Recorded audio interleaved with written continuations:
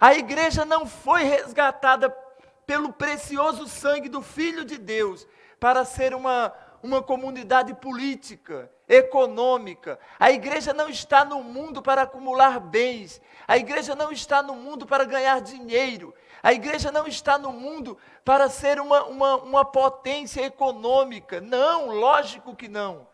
A igreja está no mundo para revelar a glória de Deus. Se ela não fizer isso, ela perde o sentido. O sentido da igreja é que o mundo olhe para a igreja e veja a glória de Deus nela. É isso, a igreja existe para isso. A igreja não existe para si. A igreja não é como o mundo. O mundo vive para si, a igreja não. A igreja vive para os outros, a igreja vive para se dar, a igreja vive para se doar, a igreja vive para se gastar. E ainda que isto implique na sua morte, por isso que o apóstolo disse que não tinha em nada sua vida preciosa, desde que o evangelho fosse pregado. Porque essa é a finalidade da igreja. E quando a igreja perde essa ideia de quem ela é, ela começa a se apegar às coisas do mundo. Ela começa a ganhar a forma do mundo. Por isso que o apóstolo alertou a igreja em Roma sobre isso. Ele disse: não se conformem com este século, com este mundo. Não ganhe a forma do mundo. Hoje é difícil você identificar, diferenciar a igreja de quem não é igreja. É muito difícil. Por isso que algumas pessoas precisam dizer, olha, eu sou crente, quando na verdade isso deveria ser dispensável. Ninguém precisava se apresentar assim e dizer, olha, eu sou crente, eu sou pastor. Como assim? Tem que dizer, tem que verbalizar isso. As obras não falam, não dizem nada. A sua conduta, o seu caráter não diz isso. O seu testemunho não revela quem você é. Sim, porque a identidade, a nossa identidade, ela precisa ser reconhecida. Reconhecida. Como é que você consegue diferenciar um homem de uma mulher? Basta olhar. Algumas pessoas devem estar pensando, pastor, não é bem assim. Agora está meio complicado, sabe? Assim, a gente olha, não sabe se está vendo um homem ou uma mulher. Mas não é tão difícil, isso é a exceção, não é? Você sabe o que é uma criança, o que é um adulto, o que é um jovem, o que é um idoso. Está na cara, está na cara. Uma pessoa com muitas rugas, cabelos brancos, né? Meio encurvada, está na cara que não é um jovem de 12, 13, 14, 15, 16, 20 anos, não é? Pessoa idosa. Quando nós vamos amadurecendo, os sinais do amadurecimento vão aparecendo. Isso nos identifica, não é?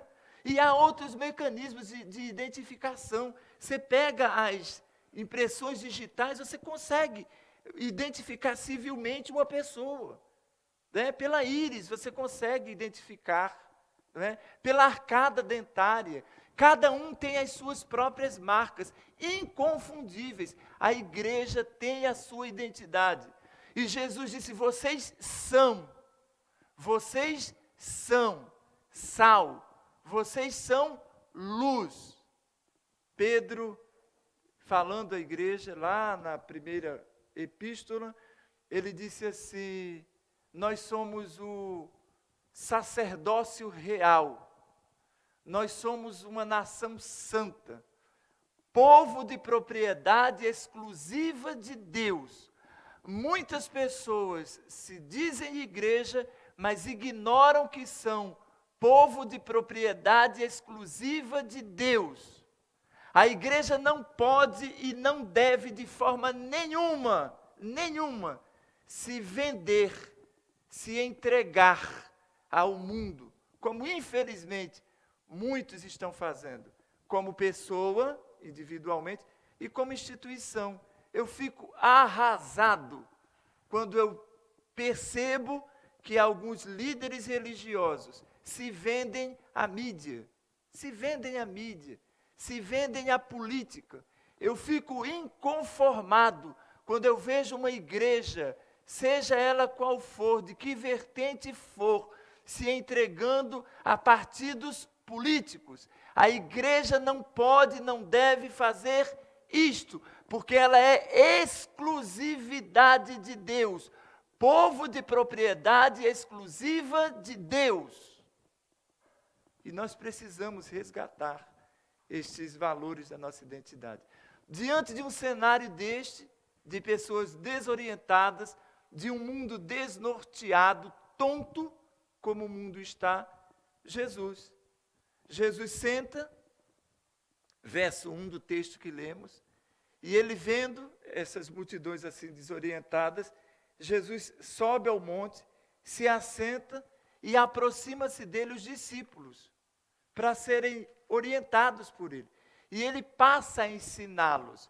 Na semana passada, eu falei aqui, indiquei os textos, que em Mateus, o livro de Mateus, é como se fosse 5 Mateus. O Evangelho segundo Mateus é como se fossem 5 livros. E a cada final de uma etapa dessa do livro, ele fala que a finalidade é o ensino.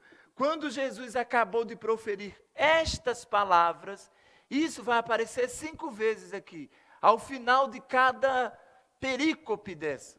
Então, no final do capítulo 7, que encerra essa primeira perícope, ou seja, é como se de 1 a 7 fosse um livro.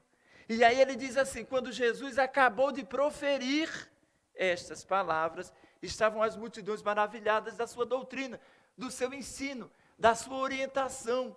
Por quê? Como vimos no primeiro domingo, porque muitas pessoas estavam deprimidas, muitas pessoas estavam ansiosas, muitas pessoas estavam inquietas. E Jesus disse, vocês estão ansiosos por quê? Vocês estão inquietos por quê? Olhem para as aves, olhem para as flores, vejam como essa parte da criação de Deus é. E ele passa a orientar. Nesse contexto, por exemplo, aqui no capítulo 9, numa dessas experiências, percorrendo Jesus todas as cidades e povoados, ensinando nas sinagogas, Jesus ficava ensinando, orientando as pessoas, pregando o evangelho do reino, curando os doentes, as doenças, os enfermos. E ele, vendo as multidões, compadeceu-se delas, porque estavam aflitas, exaustas, como ovelhas que não têm pastor. É mais ou menos assim que muitos de nós nos encontramos. Eu fico lisonjeado quando eu chego num lugar, como eu cheguei aqui agora, na igreja de Éden, e você tem um púlpito constituído, onde louvores estão sendo entoados, a palavra está sendo lida e pregada, o evangelho sendo anunciado, e a graça de Deus sendo oferecida. Isso é o melhor que nós poderíamos ter. Jesus estava nesse contexto do ensino, num cenário parecido com esse, em que está todo mundo exausto, cansado. E cansado de quê, pastor? Cansado de procurar o caminho, cansado de não saber quem é. Quando você não sabe para onde você vai, você fica cansado. Quando você não sabe como você funciona, você fica cansado. Nós não estamos exaustos de trabalho físico, braçal, nem temos mais esse tipo de trabalho, não quebramos mais pedras com a mão, porque temos máquinas para fazer isso. Não construímos mais com as nossas forças braçais, não, porque temos equipamentos para isso. Nós estamos cansados, porque nós não sabemos para onde vamos. E ficamos tontos. Hoje à noite, se Deus quiser, eu vou pregar sobre isto. O povo estava no deserto, 40 anos dando volta. 40 anos. E o Senhor os levou para lá. E muitas vezes, como veremos mais tarde, eles ficaram à beira do monte, esperando uma palavra. E foi nesse contexto que eles fizeram um bezerro de ouro, porque não aguentavam mais esperar. E disseram, esse Moisés aí, a gente nem sabe o que vai ser dele. E aí o povo passou a inventar ídolos. É isso que está acontecendo. O mundo tem criado ídolos porque o mundo não sabe para onde vai. E, infelizmente, a igreja acaba seguindo esse caminho. Jesus sentou para orientar, para dizer, olha, calma aí, vocês não precisam ficar inquietos, nem ansiosos, precisam. Calma aí, vocês não são inúteis. Muitos estão exaustos porque se sentem inúteis. Parece que nós perdemos a utilidade. E aí Jesus disse, calma, não é assim. Vocês têm utilidade, vocês são sal. E essa segunda fala de Jesus aqui me causa arrepios, porque ele nos chamou de luz. É isso mesmo, Senhor? Eu olhei assim e falei, é demais isso. Eu, luz? Porque na Bíblia, Deus é luz. Deus é luz. Né? A propósito, colocamos na liturgia dessa manhã o texto de Gênesis, capítulo 1, verso 3 até o verso 5. Né? No começo de tudo, o que é que existia? Trevas, escuridão. Ou seja, não havia nada. Trevas significa a ausência de tudo. Eu não sei se você já se encontrou numa situação completamente sem luz. Se você já entrou dentro de uma caverna. Não há nada. Não há cores. Não há beleza. Não existe nada. Era assim o mundo. E aí Deus disse, haja luz. E ele viu que a luz era boa. Olha que fantástico isso. Para pensar, você aí em casa. Ele viu que a luz era boa. E depois João, lá no primeiro capítulo da sua epístola, João escreveu, além do Evangelho, o Apocalipse, mais 3 cartas, que nós chamamos de epístolas de João, 1, 2 e 3. Na primeira epístola de João, a partir do verso 7, ele diz assim, Deus é luz. E aí Jesus vai dizer, Antônio, você é luz. Geralda, você é luz. Diácono Antônio, você é luz. Gabriel, você é luz. Denise Rezende, você é luz. Miguel, você é luz. Diácono Miguel. Gabriel, assistente direto do Diácono Miguel, você é luz. Cara, vai para casa pensando nisso. Você é luz, viu, Marcelo Cerqueira? Você é luz. Antônio Pedro, você é luz. Diácono Renato, João Renato, você é luz. Tânia, você é luz. Elisete, você é luz. Mari, você é luz. Diácono Borges, nosso artista internacional, você é luz. Eliane, você é luz. Presbítero Alcemar, você é luz. Presbítero Celso, você é luz. Gilmar, você é luz. Tarso, você é luz. Zé Teodósio, você é luz. Minha irmã, minha irmã, aí perto do Alcemar, você é luz.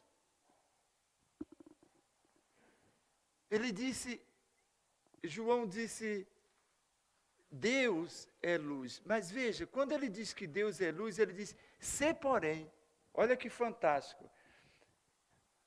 Ora, a mensagem da parte dele que temos ouvido e vos anunciamos é esta, que Deus é luz. A luz é Deus, Deus é luz. E que não há nele treva nenhuma. Não há obscuridade em Deus. Não há obscuridade em Deus. Não há. O que há é clareza. Clareza absoluta. E aí ele diz, se porém andarmos na luz, como ele está na luz, mantemos comunhão uns com os outros. E o sangue de Jesus, o seu Filho, nos purifica de todo pecado. Glória a Deus por isso. Então, se na semana passada, quando ele disse que nós éramos sal, a característica do sal principal qual é? A sua utilidade. A característica principal do sal é o seu sabor. Veja, ninguém vê o sal quando está na comida, certo? Quando chegar em casa, faça um teste. Abra a sua panela de feijão e tente ver o sal ali, o feijão pronto. Ou então abra a panela de arroz e olha se você vai encontrar o sal ali. Agora faz o seguinte, prova o feijão e prova o arroz. Você não vê o sal, mas você sente o seu sabor. Você sabe que ele existe quando você prova. Ele está dizendo assim, a igreja é mais ou menos assim. Muitas pessoas não notam a igreja, nem sabem da sua existência. Mas quando você tira a igreja do mundo, é que você vê a falta que ela faz. Tira o sal do feijão. Você não consegue ver que tem sal no feijão, mas se o sal faltar, você sente a sua falta. Se não tiver sal no feijão, você nota que está faltando sal. O arroz é a mesma coisa. Você não vê o sal no arroz, mas se não tiver sal, você nota que não tem. Se o arroz estiver sem sal, você nota, você vai sentir a falta. A igreja é assim. Eu acompanhei recentemente uma discussão aí, sobre se a igreja é essencial ou não. Eu disse aqui numa quinta-feira, o que tem de mais essencial na terra é a igreja. Tinha uma discussão, o que é essencial, se banco é essencial, se escola é essencial, se supermercado é essencial, se farmácia é essencial. Se há algo que é essencial no mundo, é a igreja. E nessa quinta-feira que eu falei sobre isso, foi no dia 23 de abril, eu me lembro disso. Eu passei pelas ruas do bairro onde eu moro, os clubes estavam fechados, os restaurantes estavam fechados. E pode ficar fechado para o resto da vida, que não vai fazer falta. Se nunca mais abrirem os restaurantes, não vai fazer falta. Ninguém vai morrer por falta de restaurante. Se os clubes sociais não abrirem, ninguém vai morrer por falta de clube, porque o clube não é essencial. O mercado, o supermercado não é essencial. A farmácia não é essencial, mas a igreja é essencial. E quando você tira a igreja, é que você nota a falta que ela faz. Dá para perceber. Os que têm o mínimo de sensibilidade, como aprendemos aqui na quinta-feira, conseguem perceber a falta que a igreja está fazendo. Sal é algo indispensável pelo seu sabor. E a luz é essencial à vida. Eu vou repetir. Quando Jesus disse, vocês são a luz do mundo, ele estava dizendo, irmãos de Éden, ouvintes da palavra de Deus, você que está me ouvindo, que nem é membro dessa igreja, mas é a igreja de Jesus, ele está dizendo, para de ficar tonto por aí, para de ficar desorientado por aí, procurando ideias e valores e orientação no mundo, porque no mundo você é essencial. O que tem de mais importante na terra,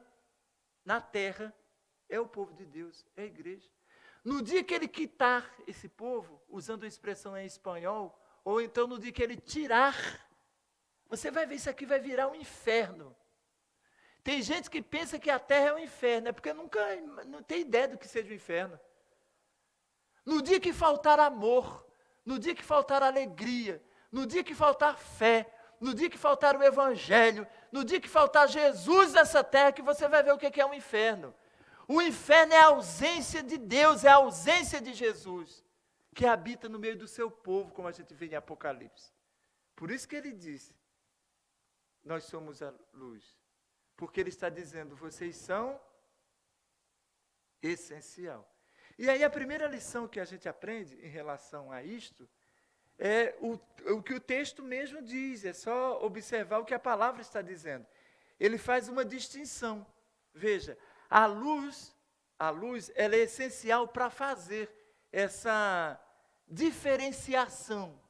Ele diz assim, olha, vós sois a luz do mundo. Então ele já faz uma distinção. A igreja não é o mundo. Do mundo a igreja é a luz.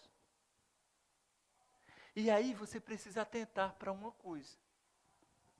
Eu tenho visto pessoas que têm aparência de igreja, Porque tem gente que canta assim umas músicas evangélicas, antigas ou novas, ou então usa jargões evangélicos. A paz do Senhor, sei o quê, eu glória, bababá. Sabe esses jargões que as pessoas associam à igreja, aí parece que é a igreja. Cuidado para não se confundir. Está bem claro isso na Bíblia. São as ideias falsas de pessoas, de igreja, pastores. Muitos parecem pastores, mas não são pastores. Só tem aparência. Basta o camarada colocar um terno, uma gravata, ficar meio arrumadinho lá e ter uns trejeitos lá de pastor, que o povo pensa logo que é pastor. O que tem de gente que me manda mensagem dizendo, olha, isso aqui foi o pastor tal. Pô, eu nem sei se esse cara é pastor. E aí tem o contrário também. Tem gente que não é e parece que é. E tem gente que é e parece que não é. Muitos são, de fato, igreja, mas estão tão empoeirados pelo mundo, estão tão conformados com o mundo, estão tão plasmados pela cultura do mundo, que nem parece que é igreja. Você tem que pegar, dar uma sacudida, tirar a poeira. De vez em quando Deus faz isso. Dá uma sacudida no camarada para tirar a poeira, para dizer, opa, aqui, ó, tá vendo o seu brilho? Você é luz nesse mundo. Aqui ele diz assim, vocês são do mundo a luz. A igreja não é o mundo. O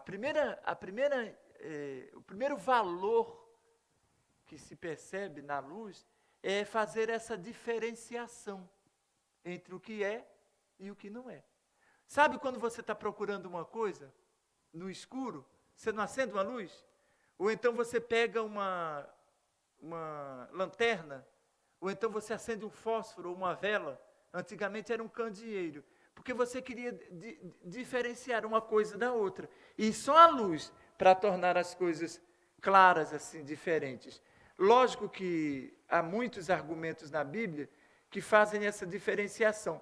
Mas talvez o texto para você que está em casa, melhor para você meditar sobre essa diferença, ou essa diferenciação, está lá em Efésios. Depois você procura, você estuda aí na sua casa, no capítulo 5 de Efésios, Paulo, escrevendo a essa igreja, ele faz um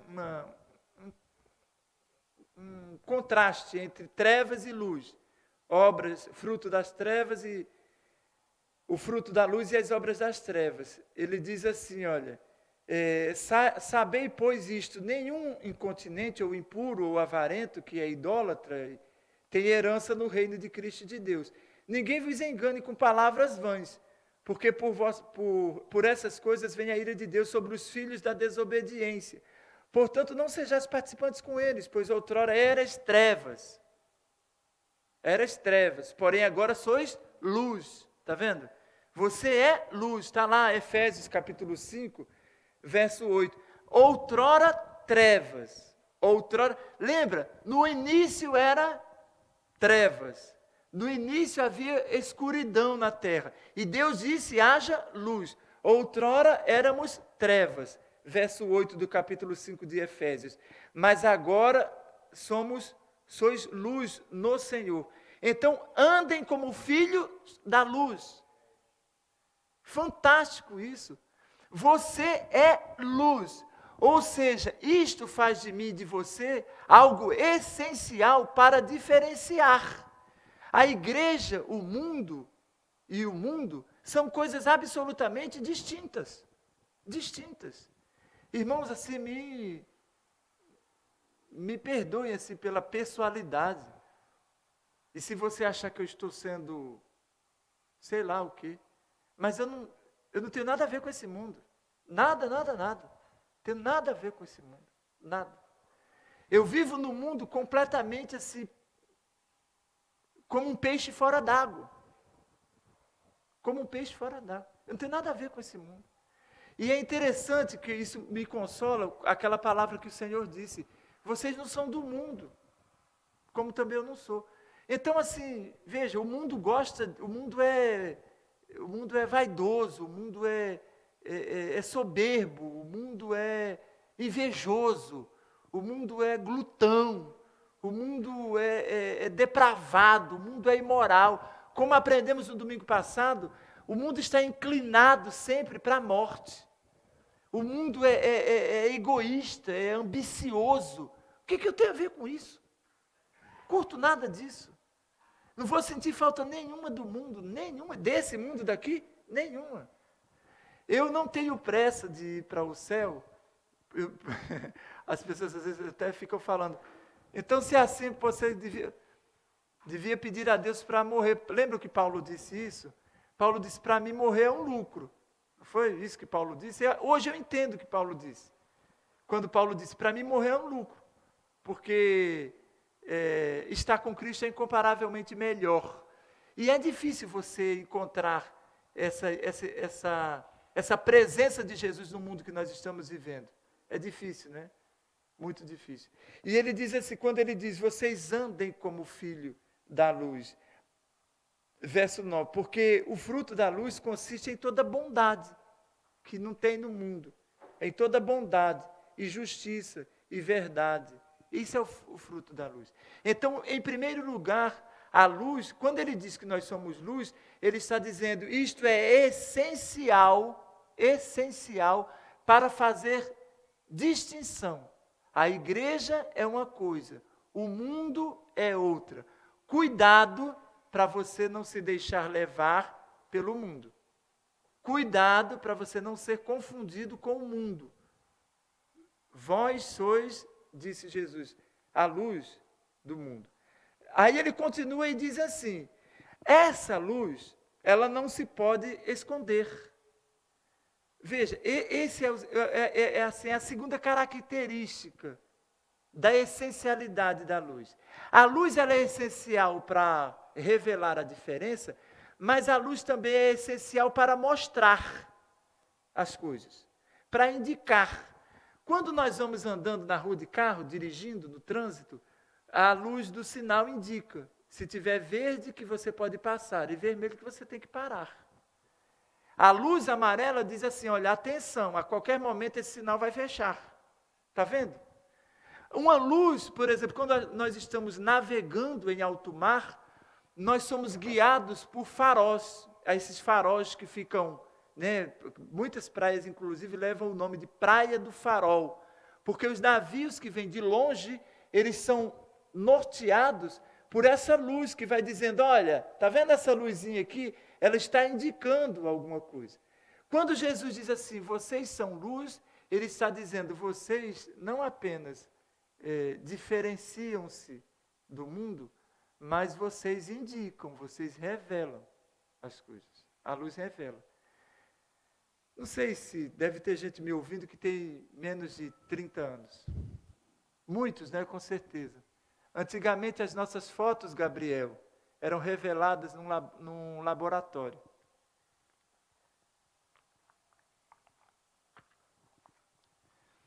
Quando você vai tirar foto, o Teodósio tirou muita foto assim, no lambe-lambe.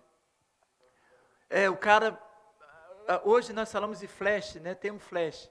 Ele tinha um flash lá que acendia uma luz assim, certo, Teodósio? Aquela foto linda sua lá. Aí o cara entrava num pano escuro assim, né? Aí olha para cá e aí tirava a luz. Essa fotografia era revelada no escuro. O laboratório lá, Juf, você também que tem menos de 30 anos, o cara colocava aquilo dentro de uma bacia com água e viu o cara revelando. Né? O Juf está meneando a cabeça, ele está dando a entender que sabe. E a partir dali revelava-se a fotografia que foi tirada naquelas circunstâncias. Ele está dizendo assim, vocês revelam as coisas. Olha, vocês são a luz do mundo. Essa luz ela não pode ficar escondida, porque ela tem que indicar, ela tem que mostrar, ela tem que revelar as coisas.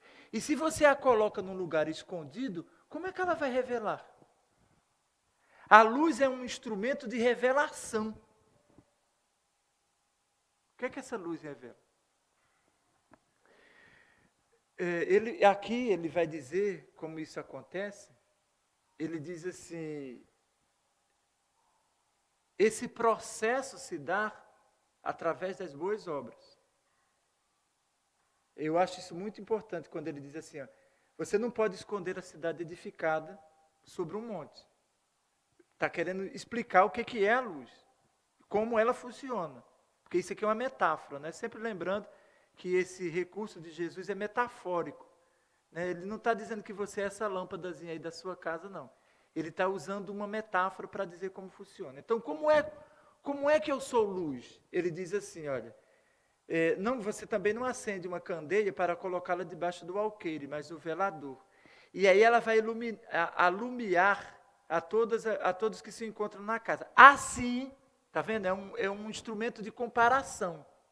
Assim, brilhe também a vossa luz. Como é que brilha a luz? A minha luz e a sua luz. Como é que ela brilha? Através das boas obras. Aí eu sei que muitas pessoas vão pensar em cesta básica. Muitas pessoas vão pensar, sei lá, em dar roupa para os outros, dinheiro, não é? Tem gente que pensa que as boas obras são isso. Isto também são as boas obras. Mas veja, estas boas obras são comuns a todos. Os clubes de futebol estão fazendo doações de cestas básicas.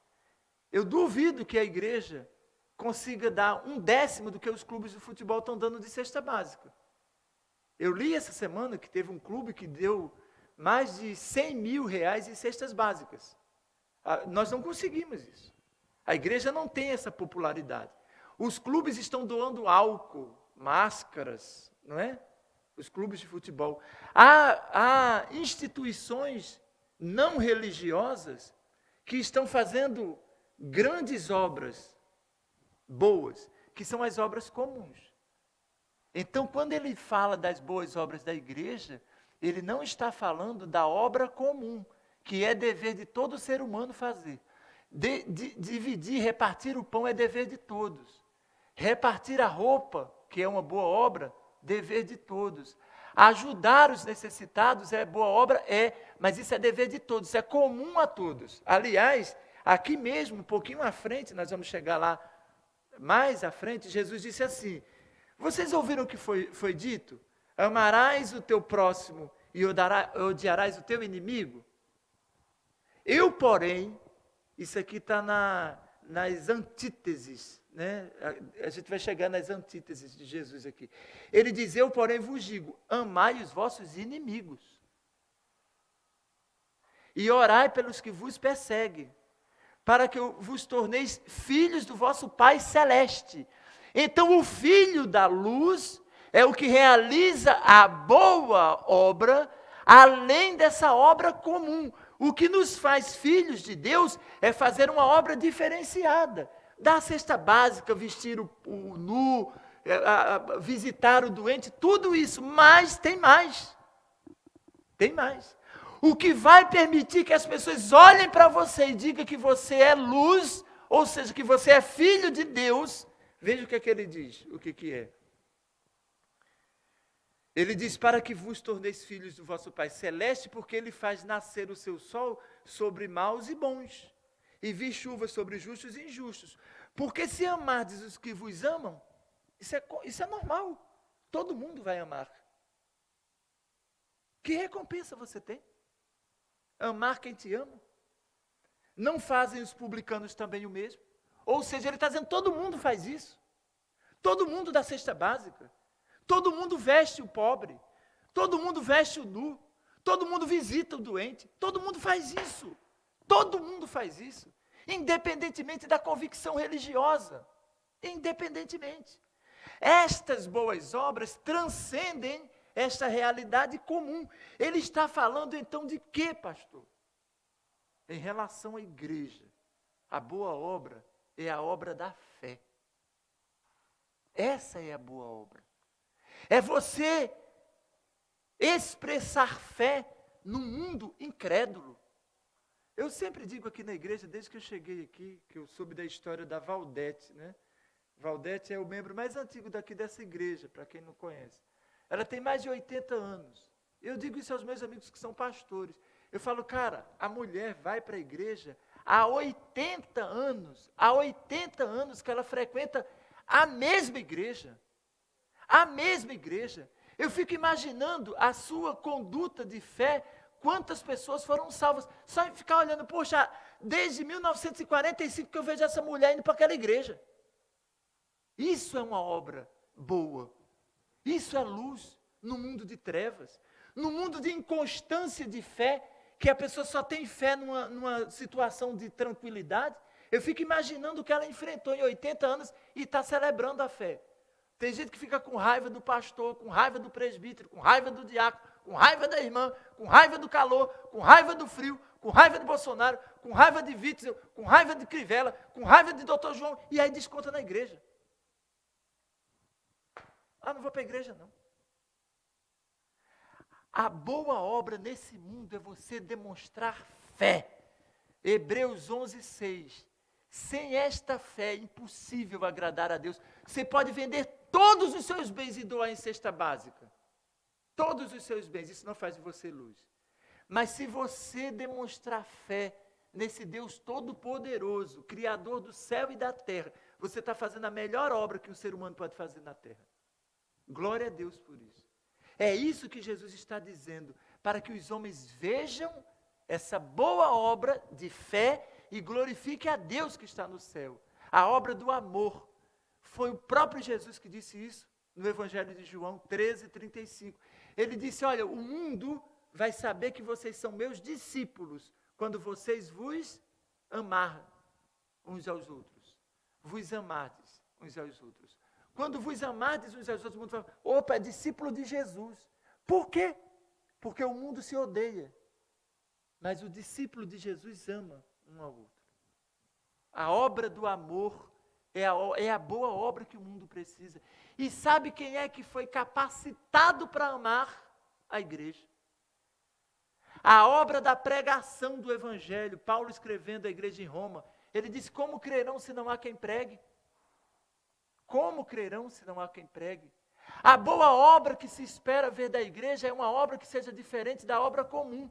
E somente a igreja tem a prerrogativa para pregar o Evangelho. Somente a igreja tem a prerrogativa para celebrar e proclamar a sua fé nesse mundo. E isso é a boa obra. Quando ele diz, vocês são luz, a minha identidade como filho da luz é realizar as boas obras que o mundo precisa. E a melhor obra que o mundo precisa é a obra da fé, da pregação do Evangelho, do amor. E para terminar, ele diz para quê? Então, o que é a luz? Como é que ela funciona? O que é a luz? Né? Essencial à vida, né? Diferente de tudo. Né? Como é que ela funciona através dessas manifestações práticas? Porque não adianta, eu sou luz. Prova que você é luz. Né? As boas obras provam que você é luz, e não a obra comum. Mas para que isso tudo, pastor? Jesus diz, assim brilhe também a vossa luz, para que vejam e façam o quê? Glorifiquem a Deus que está nos céus. Eu não vou demorar nesse argumento não, porque à noite eu vou pregar sobre isto. Mas teve um momento que Moisés estava arrasado, como eu e você, arrasado, de ver um monte de coisa horrível acontecendo. Né? O mundo está horroroso, horroroso. Aí Moisés não aguentava mais, e aí Moisés disse, rogo-te que me mostres a tua glória. Moisés pediu para ver a glória de Deus. Porque veja, o Senhor disse, assim brilha a vossa luz, para que os homens vejam e glorifiquem a Deus que está no céu. Moisés disse, eu quero ver a tua glória. E o Senhor disse a Moisés, eu farei passar toda a minha bondade diante de ti, e proclamarei o meu nome, o nome do Senhor. Terei misericórdia de quem eu tiver misericórdia, me compadecerei de quem eu me compadecer. O mundo precisa glorificar a Deus. Quando Jesus diz que nós somos a luz do mundo, ele está dizendo, esta identidade pessoal e coletiva da igreja é essencial para que o homem glorifique a Deus. A grande tragédia que nós vivemos, irmãos, é que nós não estamos glorificando a Deus como ele deve ser glorificado. Paulo, escrevendo aos Romanos, ele disse isto: porquanto o que de Deus se pode conhecer é manifesto, porque Deus lhes manifestou, Deus se revela ao homem, porque os atributos invisíveis de Deus, o seu eterno poder, como também a sua própria divindade, claramente são reconhecidas. Se reconhece desde o princípio do mundo, sendo percebido por meio das coisas que foram criadas.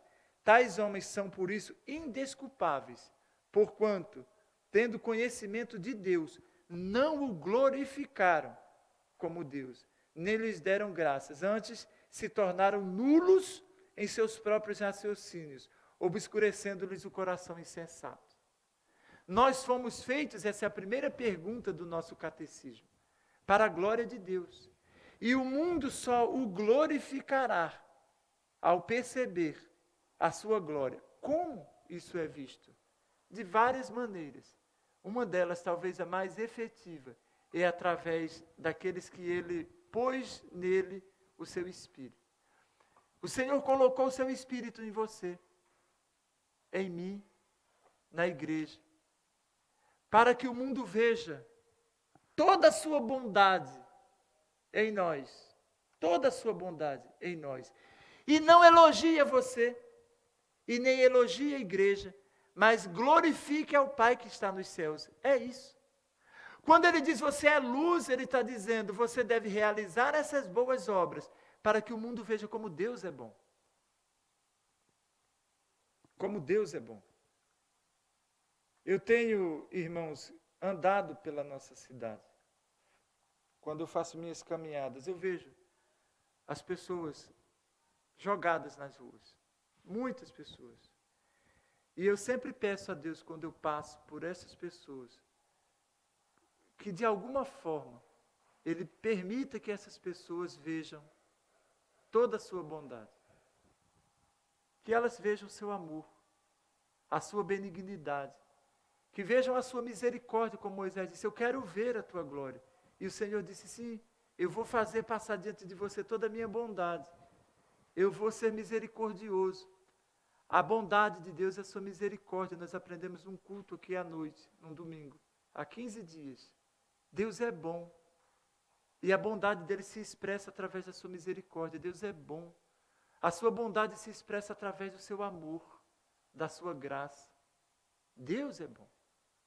Agora veja, essa condição de tornar visível a glória de Deus, hoje, eu não vou repetir o nome de todo mundo que está aqui, vários irmãos aqui conosco presencialmente, você que está em casa. A responsabilidade de tornar isso público hoje é minha e sua. O mundo só vai glorificar a Deus quando você for luz. Quando na sua casa você tiver atos, obras boas, não as obras comuns, como dissemos aqui. Não fazer o café porque o outro fez o almoço. Seu marido comprou um presente para você lindo. Aí você faz a comida preferida dele. Isso é uma troca. Né? A sua mulher, sei lá, fez lá uma gentileza para você. Fez a sua comida preferida. Aí você vai lá e compra uma bolsa para ela. Isso daí não. O mundo todo faz isso. Não é isso. É você ser tratado com desprezo e tratar com amor. Deus vai ser glorificado quando isso acontecer. É a pessoa te odiar e você amá-la. Você estará sendo luz. É você ser, sei lá, você levar um tapa, como Jesus disse, e deixar o outro lado, para a pessoa bater de novo. Aí ele disse, o mundo vai ver essas boas obras, essas obras diferenciadas, de fé. E aí o nome do Senhor será glorificado. Que o Senhor faça você resplandecer como luz, como luz. Que Ele permita, e assim eu estou concluindo, porque essas duas metáforas têm essas propriedades, que Ele permita que você se gaste e se doe. O sal e a luz foram duas metáforas que Jesus usou para falar da nossa identidade. Em outras, entre tantas lições, Jesus estava querendo dizer, o sal se gasta, e a luz também se gasta. O sal se doa, e a luz também se doa. Então ele estava dizendo, vocês que são luz, estão no mundo para se doar e se gastar. De vez em quando tem que trocar as lâmpadas aqui, porque elas se gastam, elas têm um tempo de duração. Pode até durar 1 ano, mas daqui a 1 ano tem que trocar. E ela ilumina a mim e a você. Essas luzes, elas não estão acesas para iluminar para si, é para iluminar o ambiente. O sal é a mesma coisa. O sal, ele se dá, ele se gasta. O sal que você vai usar hoje para fazer o almoço, não dá para usar para fazer o jantar. A igreja é assim. A igreja, ela tem essa particularidade. Ela se doa e se gasta. Que o Senhor nos dê graça para sermos sal e luz neste mundo. Pai querido, nós glorificamos o Teu nome. Pela Tua palavra, Senhor, que nos dá um norte. No mundo em que... um mundo utilitarista, em que depois que a pessoa trabalha algum tempo ela se torna descartável, depois de uma certa idade parece que ela não tem mais proveito nenhum. No mundo em que as pessoas só valem enquanto elas estão produzindo, o Senhor disse, vocês são sal, vocês têm utilidade sempre. Te bendizemos por isso. No mundo, Senhor, em que as coisas são descartáveis, no mundo de coisas descartáveis, o Senhor disse, vocês são essenciais. Eu vou colocar vocês no mundo como uma realidade essencial. Quase tudo que nós conhecemos é descartável, mas nós ficamos lisonjeados em saber que a luz não, que a luz é essencial à vida e que a igreja é essencial a este mundo. Então a minha oração, Senhor, é que a igreja não perca a sua salinidade, que os ouvintes da Tua palavra, que estão ao alcance da voz do púlpito desta igreja, não perca a salinidade. Não perca a capacidade de temperar. Não perca a capacidade de salgar. A minha oração, Senhor, é que a luz da igreja resplandeça nesse mundo. E que cada ouvinte da Tua palavra saiba o quão essencial ele é. No mundo que descarta-nos, porque parece que nós ficamos sem utilidade, que a igreja saiba que sem ela, o mundo vai perecer. E este entendimento acerca da nossa identidade revigore os ouvintes da Tua palavra. A igreja que está reunida aqui. Isso para a glória e para o louvor do Teu nome. Aceita a nossa oração. Eu peço em nome de Jesus. Amém e amém. E agora, queridos, permaneçam em paz, que a graça do nosso Senhor e Salvador Jesus Cristo, que o amor eterno de Deus, o nosso Pai, a comunhão e as consolações, o fruto do Espírito Santo, repousem, irmãos, irmãs, amigos, ouvintes da palavra de Deus sobre cada um de vós. E assim permaneçam, desde agora e para sempre. Amém.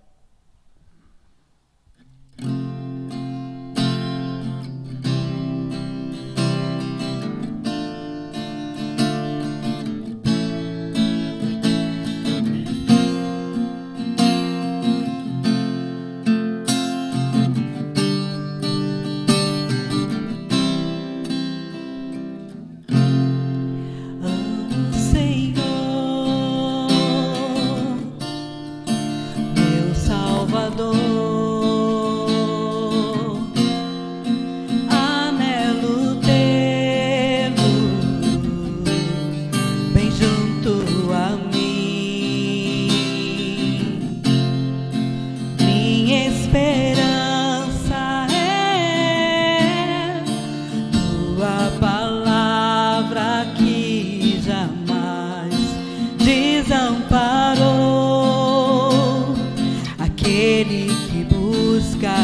face e quer viver para ti, pensar só em ti, romper com as barreiras do mundo aqui, voar com o Pai nas asas da fé e ser revestido de glória e poder. Amo o Senhor,